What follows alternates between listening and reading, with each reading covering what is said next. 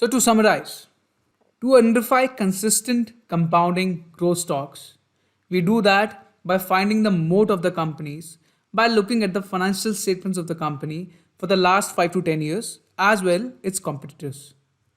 We look at the profitability of the company. We look at how efficiently the capital is being deployed by the company, that is return on capital. We look at the cash flows of the company. Once the moat is identified, what we get? We know which stock to pick for further analysis. So let me ask you a question. Let's say you want to understand if Apple as a company has a moat. You understood the business model of the company, you look at its products, its financial statements, and finally repeat the whole process for its competitor, like let's say Samsung. And you come to the conclusion that yes, Apple has a extremely good and huge moat with terrific business model. In fact, its moat is like an ocean, and it has a huge, wide competitive advantage against its peers. So, what's the next step? You will do what? You will look at the share price of Apple, and then you are stuck. Stuck at what? You realize now from your analysis that the question has changed.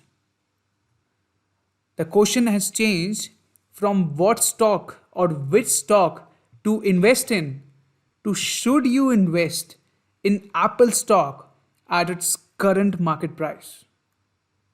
In fact, the real question you are asking now, what is the value of Apple as a company?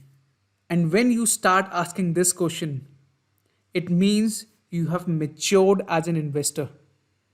You have long come away from the time when you are picking stock on the basis of your tips, on the basis of tips of your cousin, on the basis of news anchors of CNBC, on the basis of your gut feeling. You have matured as an investor. So first of all, I would say pat on your back, because if you have learned anything in this course, because you have changed your mindset as an investor. You now understand that investing is something which can be learned. From your initial question to what to invest in, now you are thinking, I have picked up a stock. This stock has definitely competitive advantage. But now you need to understand how to calculate value of the stock.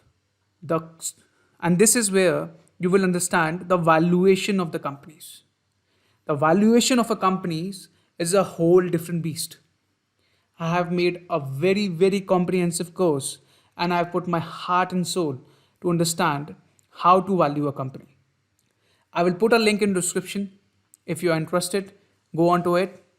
I hope I was able to change your mindset that investing in stocks is not a random game. It has got its rules. And if you understand the rules, you can win this game.